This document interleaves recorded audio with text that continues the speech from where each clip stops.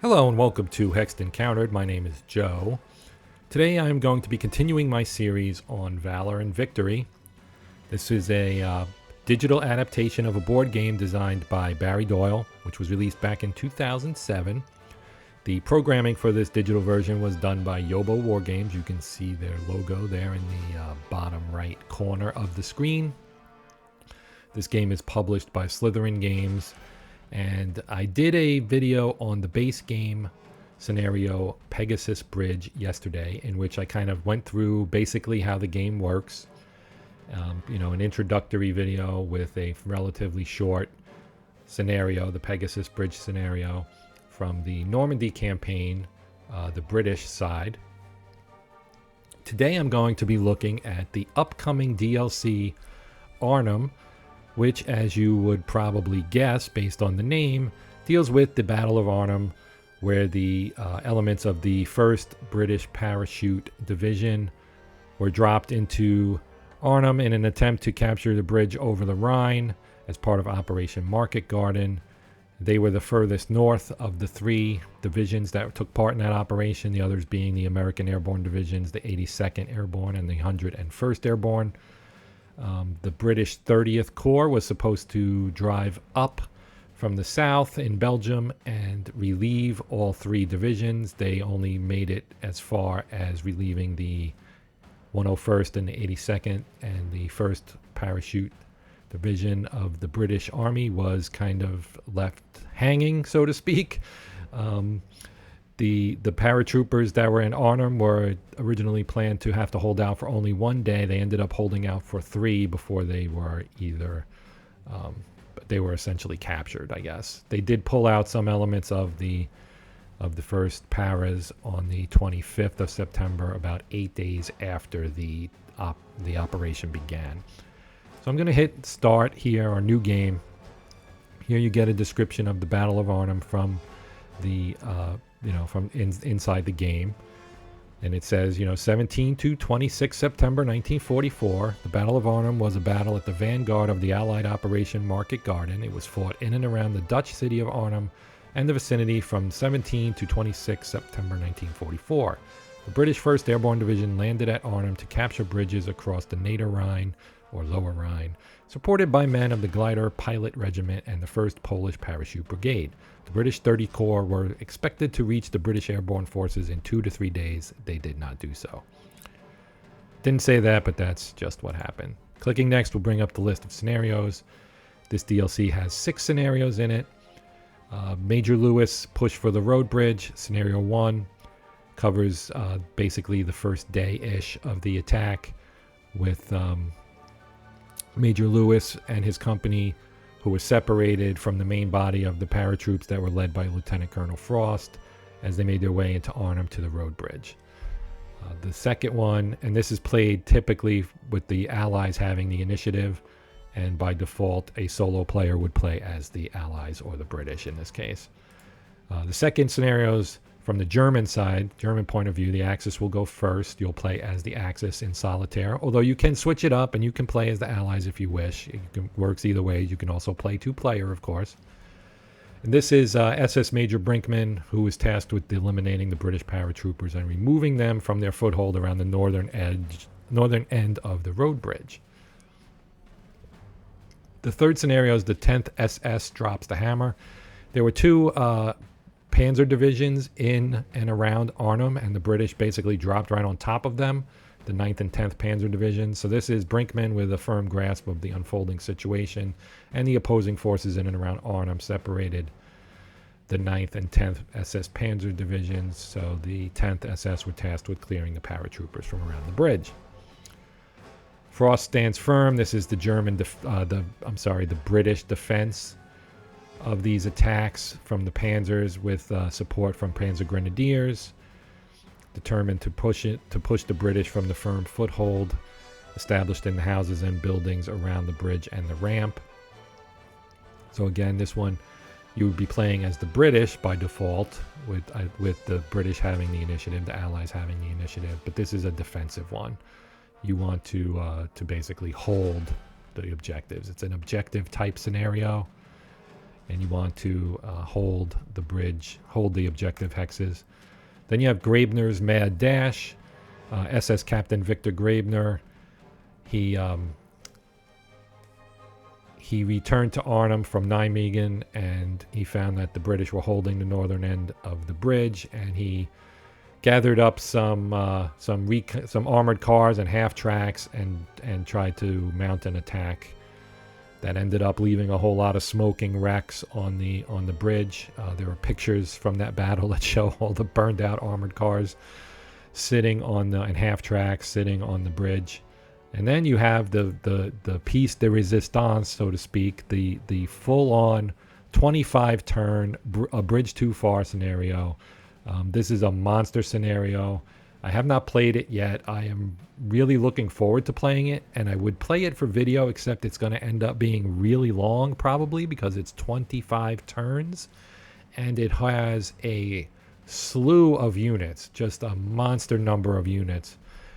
But this is the full-on 3-day battle for Arnhem from the 18th to the 20th of September 1944, where the 1st Airborne Division landed some distance from its objectives and was hampered by unexpected resistance, especially from elements of the 9th and 10th SS Panzer Divisions. Only a small force was able to reach the Arnhem Road Bridge, while the advance of the main body of the division was stopped on the outskirts of town. Surrounded and outnumbered, this small force held out in the hope reinforcements would arrive before they were defeated. The action in this one will start with Graebner's charge across the bridge. So if you're not familiar with the history, although I suspect that you probably are if you're interested in this, the British held out for 3 days, but they were ultimately defeated because the 30 Corps did not reach Arnhem in time, essentially. So if we look at the Axis order of battle, there's so many units they don't actually fit in this window. The vehicle counters in the game are larger than the infantry and support weapon counters, so you end up with these two numbers not really being readable. That's in either a 2 or a 3. Stug 3s here, and then you have 17 half tracks as well.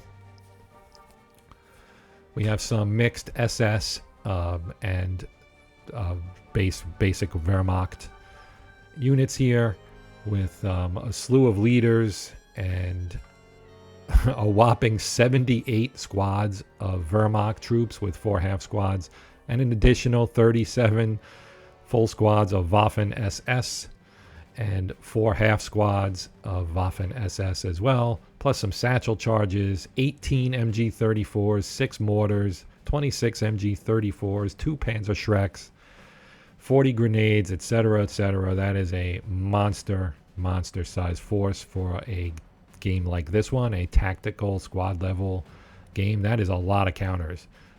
If you think about that in tabletop terms, that would be a whole lot of stuff to manage. And then on the Allied side, the British order of battle, they have fewer forces, but they have their own set of, 9 leaders, 53 squads of paratroopers, 5 half squads. They have 7 Piat anti-tank weapons, 3 satchel charges, 10 Bren Mark 1 machine guns, 5 mortars, 4 Vickers machine guns, 22 grenades. They have a 6-pounder gun, couple of jeeps, 5 smoke charges, and 3 snipers. Snipers are always good to have.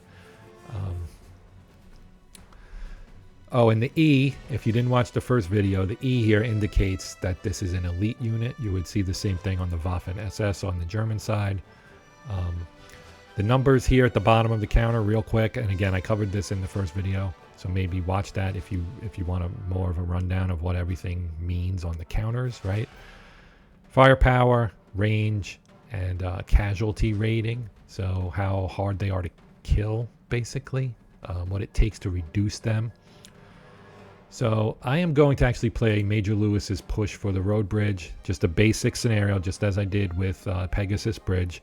Something relatively straightforward, not overly complicated. We can see we have 3 German leaders, 6 full squads. This is all Wehrmacht troops, not any SS elite troops. 2 MG-34s, 2 grenades, and 1 sniper. The Allies have 3 leaders, 9 squads of paratroopers, 2 Bren Mark 1s, and 4 grenades. So we are going to jump right in on this. Here it's a 6-turn scenario. It's objective based, meaning I need to capture some hexes. We're going to get started. We always start, we get the allied turn. Click that, you go to the command phase. Command phase, there isn't a whole lot to do in this scenario with the command phase until you start taking casualties, and you might want to combine your half squads into full squads, or move some support weapons around or things like that.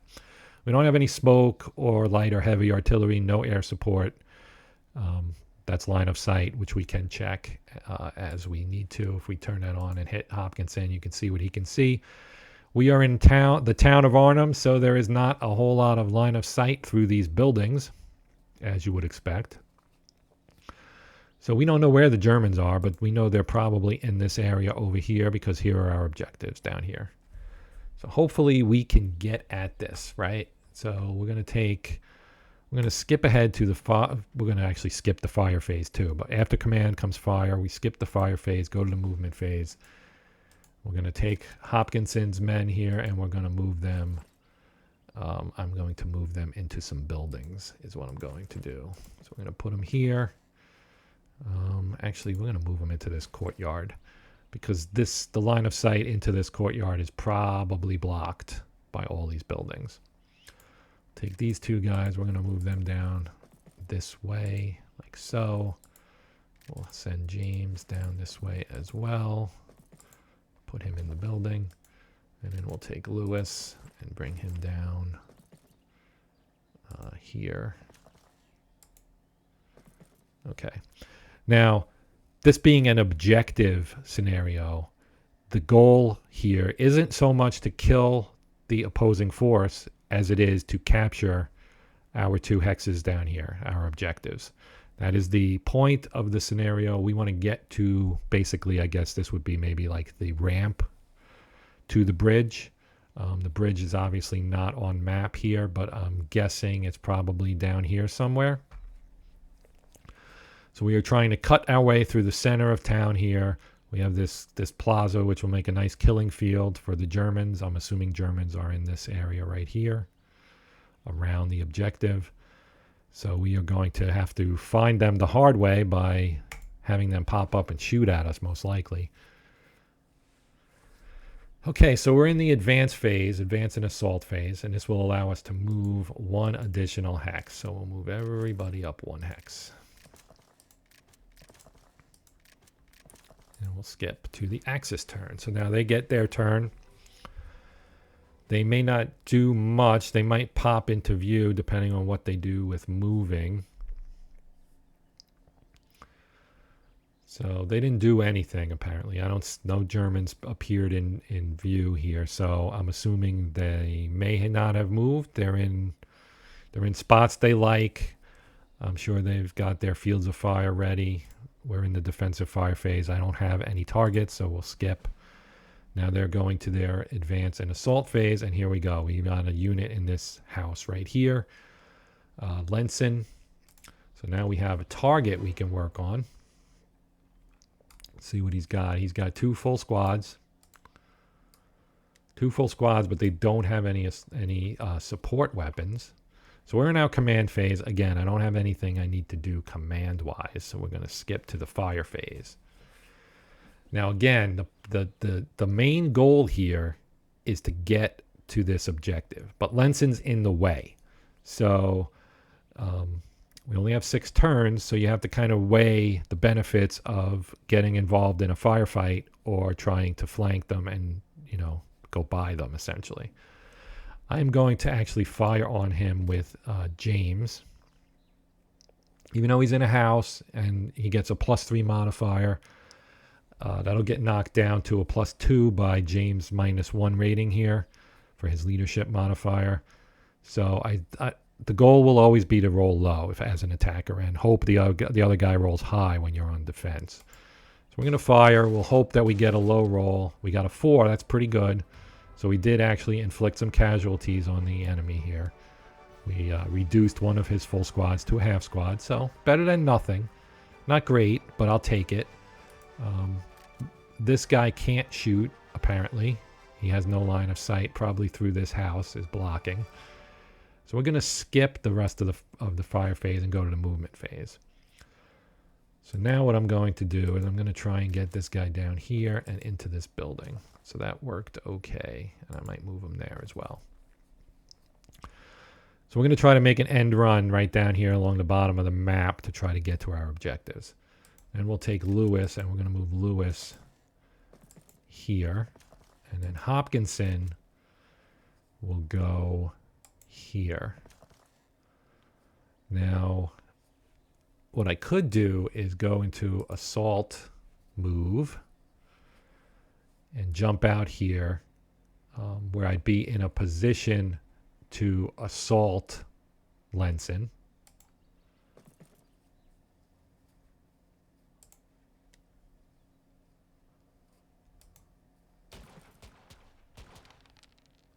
He rolled a 10, which ends up being an 8, so we took no damage. So that gamble actually paid off. So now we'll skip ahead. He goes to his defensive fire phase, so unless he's got another unit that can actually see him, which apparently he does not, we're good to do our assault now. So first I'm going to take Hopkinson with his 2 full squads. They have their Bren, they have their grenades. We're going to assault here. The odds are probably going to be fairly even, so this, again, is going to depend on getting a low die roll. We do have a 2-to-1, so that's not terrible, but we rolled a 12, which is terrible. That was about as bad as it could get, essentially. Rolling a 12 there does not help me at all. So we're going to push on. We'll go to the Axis turn. This is not a good situation, obviously.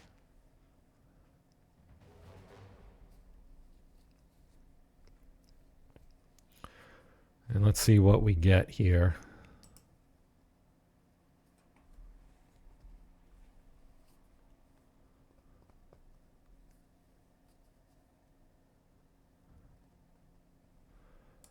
Well, we can fire back at least. We need to roll really low. 6, probably not going to do it.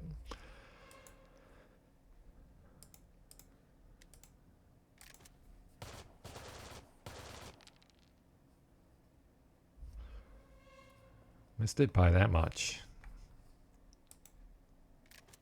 All right.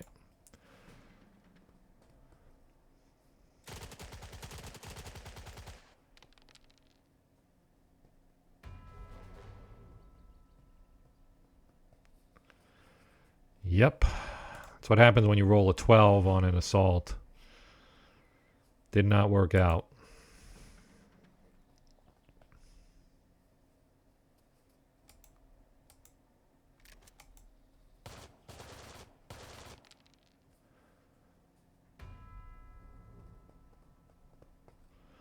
Unfortunately for him, that is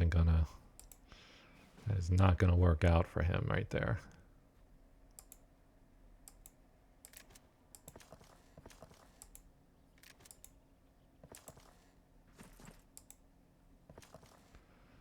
All right.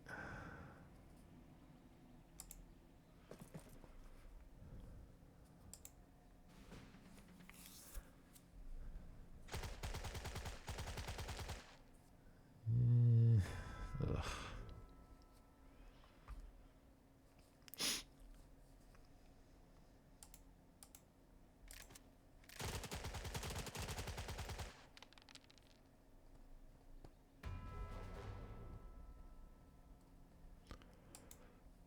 All right, moving on.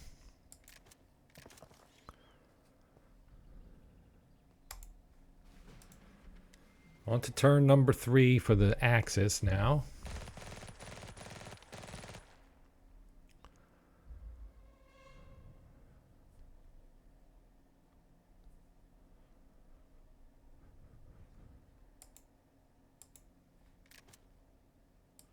Huh, they can't reach them, I guess. Probably because they don't have a machine gun would be my guess. 1, 2, 3, 4, 5. Yeah, they're out of range. So we will move on. See if they do any movement here that might... Oh, here we go. Have somebody right in the next hex here. All right, so we're going to take in, and we're going to go right to the fire phase. I'm going to take Lewis, and we're going to shoot at this guy and hope we roll low. That's not going to do it. We did get a pin, but we could have gotten much better if we had rolled lower than a 9. Now we'll move to the movement phase.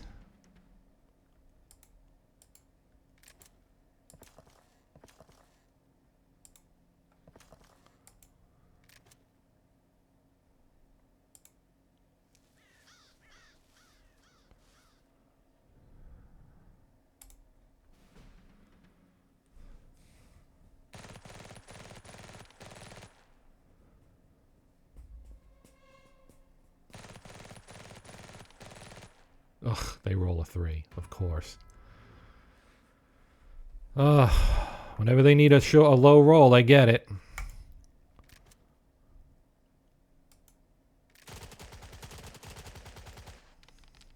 And we rolled a 10. Gotta be kidding, man. You got to be kidding. Oh my goodness. That is just fantastic.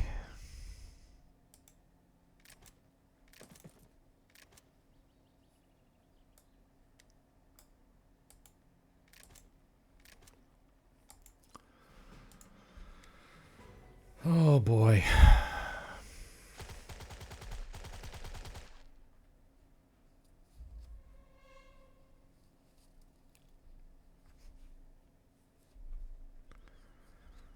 All right, defensive fire phase. Oh, a 2. That's massive. That was massive right there. That was a key roll at a key time. And we even got a little Valor medal there. So that's nice. All right, so that's all we've got. Now we should be in pretty good shape because I believe they have a sniper somewhere, but I believe Bauer is their only stack that's going to be left. So we can make our dash here along the southern edge of this map and we should be okay. Yeah, all right. Nothing in the fire phase. We're going to move.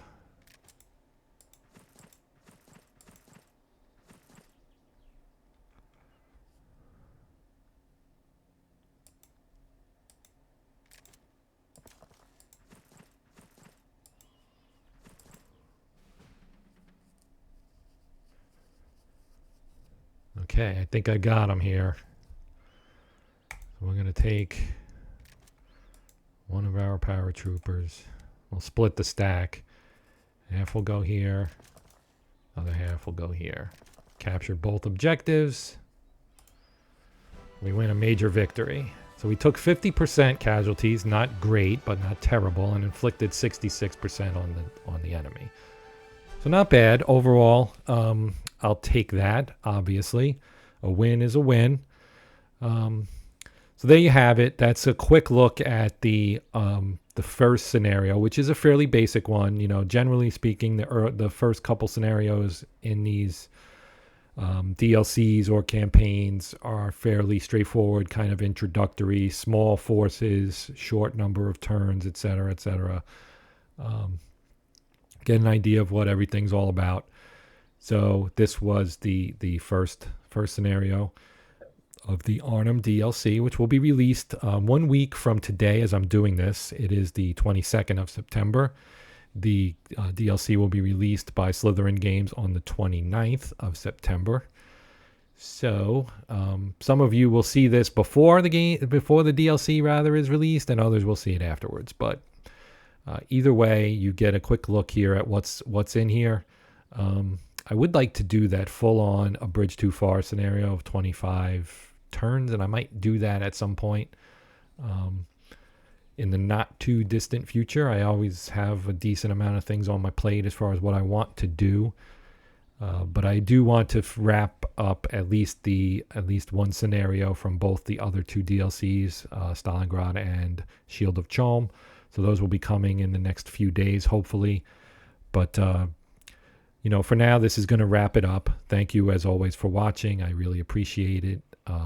If you enjoyed this video, please consider liking it or sharing it.